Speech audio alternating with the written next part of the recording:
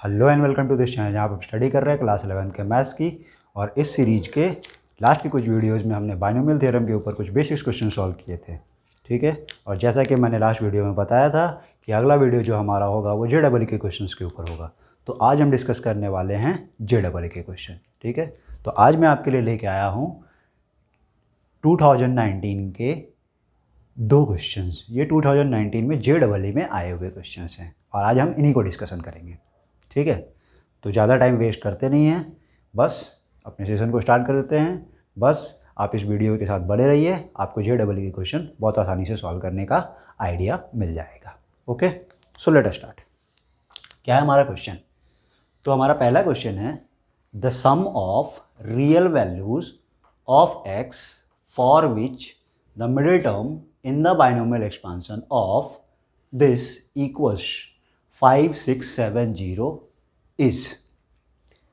तो सबसे पहला हमारा एम ये होता है कि हम पहले क्वेश्चन को समझ लें। तो हमारा क्वेश्चन हमें क्या बोलता है कि हमें फाइंड क्या करना है, the sum of real values of x, मतलब एक्स के रियल वैल्यूज का सम हमें फाइंड करना है, फॉर विच, जिसके लिए the middle term in the binomial expansion of this, इस एक्सपांसन का मिडिल टर्म जो होगा दैट इज इक्वल टू 5670 होना चाहिए।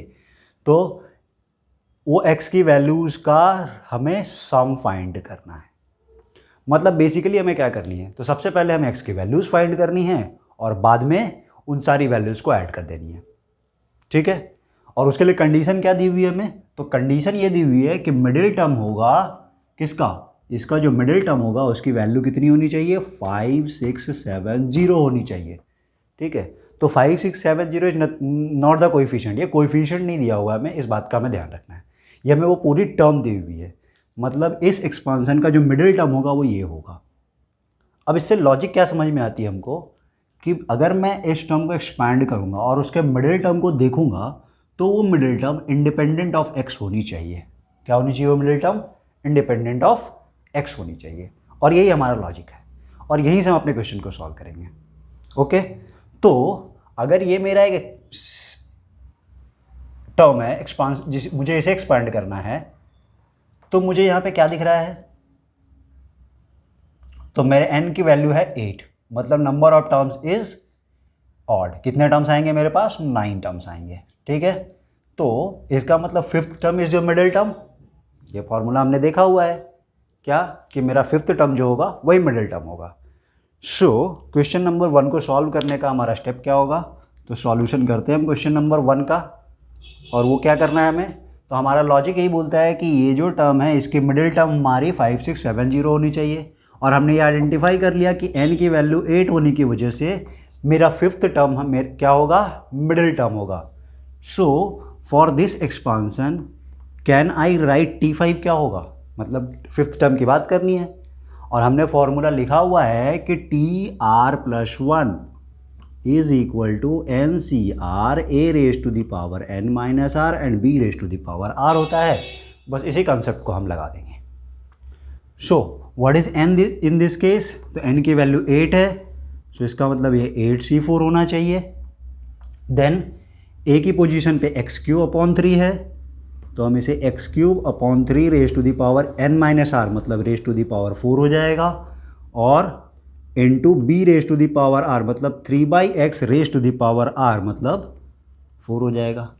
हमने इस TR+1 के कंसेप्ट को यहाँ पे यूज़ कर लिया।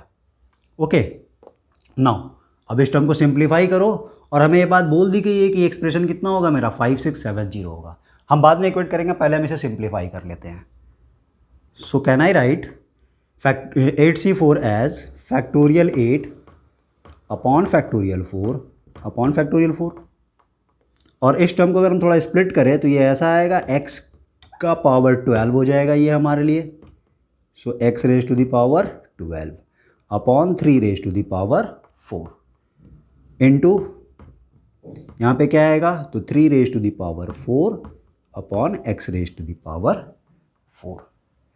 तो हम जब इसे सिंप्लीफाई करेंगे तो ये इसके साथ कैंसिल हो जाएगा और हमें इसे सिंप्लीफाई करने का तरीका पता है, that is equal to 8 × 7 × 6 × 5, next term is फिर 4 फैक्टोरियल जो इसके साथ कैंसिल हो जाएगा और एक जो 4 फैक्टोरियल बचा है उसे हम 4 इंटू 3 इंटू 2 इंटू 1 ले सकते हैं, और x raise to the power 12 upon x raise to the power 4, that means this becomes x raise to the power 8। इसका मतलब क्या कि 8 into 7 into 6 upon 5 upon this करेंगे तो यहाँ से हम कैंसिलेशन कर सकते हैं। 4 इंटू 2 कैंसिल हो गया 8 के साथ, 3 ने कैंसिल कर दिया 6 को। सो बेसिकली एट हमारी है 7 इंटू 2 इंटू 5, मतलब 14 into 5 70 x raise to the power 8। तो हमने इस एक्सपांसन का मिडिल टर्म आइडेंटिफाई कर लिया, और हमें बोला क्या गया है कि अगर ये मेरी मिडिल टर्म है तो that value should be equal to कितना 5670। सो हमारे पास गिवन इन्फॉर्मेशन क्या है कि this should be equal to 5670 होना चाहिए। अब हम इसे सिंप्लीफाई कर देते हैं। That means x raise to the power 8 is equal to 5670 upon 70 होना चाहिए। अब हम इसे सिंप्लीफाई कर देते हैं, तो जब हम इसे कैलकुलेट करेंगे तो 0 0 कैंसिल हो गया, और 7 को जब हम 7 से जब 567 को डिवाइड करेंगे तो this comes out to be 81। और क्या हम इसका मतलब बेसिकली हमें क्या मिल रहा है कि x raise to the power 8 is equal to 81। तो 81 को क्या मैं √3 रेज टू दी पावर 8 लिख सकता हूँ, क्योंकि 3 raise to the power 4 is 81। 3 को 4 टाइम्स मल्टीप्लाई करेंगे तो 81 आएगा। इसका मतलब √3 को अगर हम 8 टाइम्स मल्टीप्लाई करते हैं तो भी 81 आ जाता है, क्योंकि 3 इज नथिंग बट वॉट √3 का स्क्वायर। तो यहाँ से हमें क्या चीज़ समझ में आती है, क्या मुझे यहाँ पे प्लस और माइनस भी लगा लेना चाहिए? तो यस, क्योंकि पावर 8 है, इवन पावर है, सो पॉजिटिव का भी रेज टू दी पावर 8 करेंगे तो भी प्लस 81 आएगा, और माइनस के लिए भी क्या आएगा 81 ही आएगा। इसका मतलब यहाँ से हमें कंक्लूजन क्या मिलता है कि मेरे x की वैल्यू जो आएगी वो प्लस और माइनस √3 आएगी। तो ये हमने क्या कैलकुलेट किया, x की वैल्यू कैलकुलेट की। थोड़ा क्वेश्चन में आते हैं, थोड़ा क्वेश्चन को ध्यान समझते हैं। The sum of real values of x पूछा है। कहने का मतलब इस पर्टिकुलर कंडीशन में जो भी हमारी x की वैल्यू आती है उनके रियल वैल्यूज़ का सम। वैसे तो यहाँ से x raise to the power 8 is equal to this term है, तो x की बहुत सारी वैल्यूज़ आनी चाहिए, तो रियल भी आ सकती है, इमेजिनरी भी आ सकती है। सो द सम इज, तो इन दोनों यहाँ पे बेसिकली दो वैल्यूज़ है हमारे पास, प्लस √3 एंड माइनस √3। जब हम इन दोनों को ऐड करेंगे तो this implies that sum of x is equal to हम plus √3 and minus √3, so that comes out to be 0। तो ये हमारी वैल्यू कितनी आ जाएगी, 0 आ जाएगी। Okay, so this is your answer. यही हमारा आंसर है। ये हमारा आंसर नहीं है, हमें x की वैल्यू नहीं पूछा है, हमसे x के सम की वैल्यूज पूछा है, मतलब जितने भी x आते हैं उनका सम कितना होगा, तो इनका सम क्या होगा, मेरा 0 होगा। Okay, now the second question. Second question क्या बोलता है हमें, the positive value of lambda for which the coefficient of x square in the binomial expansion of x square into under root of x plus lambda by x square raised to the power 10 is 720। मतलब अब हमें पूछा गया है कि lambda की positive value ढूंढनी है। कब, the coefficient of x square, इस एक्सपांसन में एक्स स्क्वायर का कोएफिशिएंट वो कितना है, 720 है। अगर हम अपने क्वेश्चन को ध्यान से देखें तो ये वाला हमारा टर्म है जिसे मुझे एक्सपैंड करना है। कौन सी टर्म है मेरी, ये वाली टर्म है। और इसके किस टर्म के कोएफिशिएंट की बात पूछी जा रही है हमसे, तो एक्स स्क्वायर के कोएफिशिएंट की बात बोली गई है हमसे। तो हम यहाँ पे एक इम्पॉर्टेंट चीज़ देखते हैं कि हमारे पास आउटसाइड ऑलरेडी एक्स स्क्वायर है, मतलब ये वाली टर्म का एक्सपांसन जब होगा और उसका हम वो टर्म ढूंढ ले जहाँ पे x की पावर 0 है, तो यहाँ पे हमें सम x की पावर 0 का टर्म इंटू एक्स स्क्वायर मिलेगा। और जब दो x अगर बेस हमारा सेम है तो पावर्स ऐड हो जाते हैं, इसका मतलब 2 और प्लस 0 करूँगा तब ये एक्स स्क्वायर आएगा। मतलब लॉजिक क्या बोलता है मुझे, तो लॉजिक मुझे ये बोलता है कि अगर मैं इस एक्सपांसन का वो टर्म ढूंढ लूँ विच इज इंडिपेंडेंट ऑफ एक्स, कहने का मतलब जहाँ पे एक्स की डिग्री क्या हो जाए, 0 हो जाए, तो वही मेरे क्या हो गई, एक्स स्क्वायर की कोएफिशिएंट होगी यहाँ पे, क्योंकि आउटसाइड ऑलरेडी मेरे पास क्या है, एक्स स्क्वायर है। मैं पूरे एक्सपांसन के साथ मल्टीप्लाई करने वाला हूँ. So the logic is to find the term which is independent of x in this expansion. जब हम उस टर्म को फाइंड कर लेंगे तो मुझे लैम्डा की वैल्यू भी मिल जाएगी. ओके, सो हमारे जनरल टर्म का कंडीशन क्या होता है, हम उसी को अप्लाई करते हैं. नाउ तो अगर मैं इस टर्म के, मैं सिर्फ इस टर्म के एक्सपांसन की बात कर रहा हूँ, एक्स स्क्वायर को नहीं, हमें एक्स स्क्वायर को नहीं ले रहा है. क्यों? क्योंकि हमने कंक्लूजन निकाल लिया है कि इस टर्म की डिग्री हमें 0 चाहिए. तो क्वेश्चन नंबर 2 के लिए क्या करते हैं हम इस टर्म का जनरल फॉर्म लिखने की कोशिश करते हैं. और वो जनरल फॉर्म क्या होता है, तो TR+1 का एक्सप्रेशन यही है हमारे पास, और मैं उसे अब इस एक्सपांसन में लगा देता हूँ. इसका मतलब this comes out to be 10CR a⁻n−r, मतलब √x⁻r हो जाएगा, मतलब √x⁻10−r होगा. देन λ/x² होगा, देन λ/x² होगा. थोड़ा इस टर्म को सिंप्लीफाई करते हैं. सो 10CR एज इट इज़ ले लिया. √x है, मतलब बेसिकली x⁻1/2 है. सो 10−r के अकॉर्डिंगली ये 10−r/2 हो जाना चाहिए.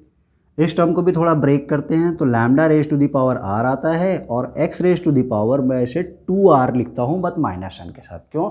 तो मैं इस x² को नोमिनेटर में शिफ्ट कर रहा हूँ. Okay, now the further simplification. तो ये हमें क्या दिखता है, 10CR λ⁻r हम एज इट इज रख लेते हैं, और ये x और ये x का बेस सेम है तो पावर्स को हम ऐड कर सकते हैं. मतलब x की वैल्यू बेसिकली पावर में आएगी 10−r/2 -2r. So this is the TR+1th term for this expansion, x² को छोड़कर. ओके, अब हमें क्या बोला गया है कि that term, the coefficient of that term is 720. इसका मतलब है कि ये वाले टर्म की वैल्यू मुझे क्या दी हुई है, 720 दी हुई है. बट अगर मैं इसको 720 से इक्वेट करता हूँ तो मुझे r की वैल्यू पता नहीं है. तो मतलब लैम्डा भी अननोन है मेरे लिए और r भी अननोन है हमारे लिए. तो मेरा पहला टारगेट क्या होना चाहिए, r फाइंड करना. और वो r का लॉजिक कहाँ से मिलता है मुझे, कि x की डिग्री क्या होनी चाहिए, 0 होनी चाहिए. इसका मतलब this part should be equal to 0. तो this implies that 10−r/2 -2r should be equal to 0. और जब मैं इसे सिंप्लीफाई करूँगा तो ये मुझे मिलेगा 10−r is equal to 4r. मैंने 2r को उधर शिफ्ट कर दिया और 2 को क्रॉस मल्टीप्लाई भी कर दिया. So basically 5r is equal to 10.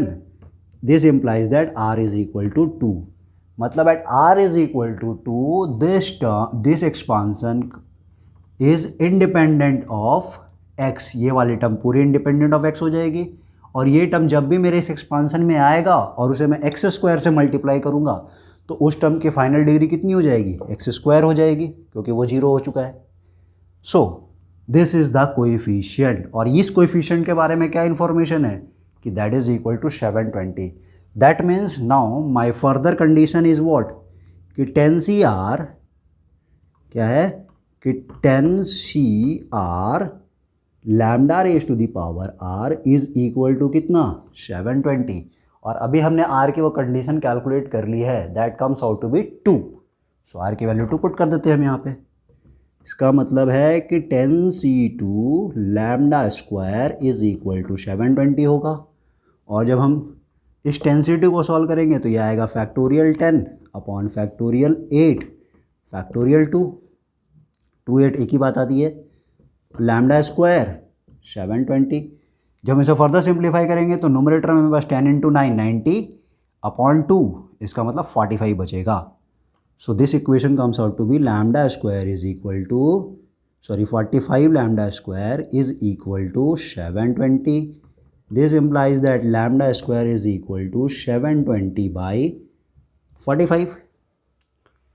और इसे हम कैलकुलेशन कर सकते हैं, इसे कैंसिलेशन कर सकते हैं. तो कितने टाइम्स कैंसिल होगा, 5 से दोनों कैंसिल हो जाएंगे. ये 9 टाइम्स कैंसिल होगा और ये 5 से 1 4 एंड 5 नहीं 5 4 4 144 होगा, 5 नहीं होगा, सॉरी. ठीक है. सो λ² की वैल्यू 144/9 आई. इसका मतलब लैम्डा की वैल्यू कितनी आएगी, तो लैम्डा की यहाँ पे दो वैल्यू आएगी, +-12/3। ये दो रिजल्ट आएंगे हमारे पास, +12/3 भी होगा और -12/3 होगा। बट क्वेश्चन हमें क्या बोलता है, क्वेश्चन हमें बोलता है the positive value of lambda. तो what is my answer, positive value of lambda is 12/3। ये भी कैंसिल हो सकता है, सॉरी मैंने ध्यान नहीं दिया। इसका मतलब रिजल्ट क्या है सिंपली मेरे लिए, मतलब that is equal to, simply मैं क्या बोल सकता हूँ, +-4, और मेरा रिजल्ट फाइनली क्या आएगा, तो ओनली 4 आएगा, क्योंकि हमें पॉजिटिव वैल्यू लेनी है। So my answer in this case is +4। Okay, तो होप आपको ये क्वेश्चन समझ में आए होंगे। ये क्वेश्चन प्रीवियस ईयर JEE 19 में पूछे गए थे, और कितना आसान कॉन्सेप्ट था, सिर्फ हमको कुछ इम्पॉर्टेंट चीज़ें याद रखनी थी कि हमें जो यहाँ पे टर्म्स दी जाती है हम उसको अपने nth या जनरल टर्म से रिलेट कर पाए। अगर हम रिलेट कर पाते हैं तो प्रॉब्लम को सॉल्व भी करवाते हैं। ओके, तो अगर आपको ये वीडियो पसंद आया तो प्लीज़ वीडियो को लाइक कर दीजिए, चैनल को सब्सक्राइब कर लीजिए और अपने दोस्तों को भी शेयर कर लिए, ताकि उन्हें भी ऐसे बचे कंसेप्ट्स मिलते रहे। आगे आने वाली वीडियोज में भी हम अभी और JEE के क्वेश्चंस को डिस्कस करेंगे, ताकि हमारे किसी भी टाइप का डाउट जो है वो सारे खत्म हो जाए। Thank you.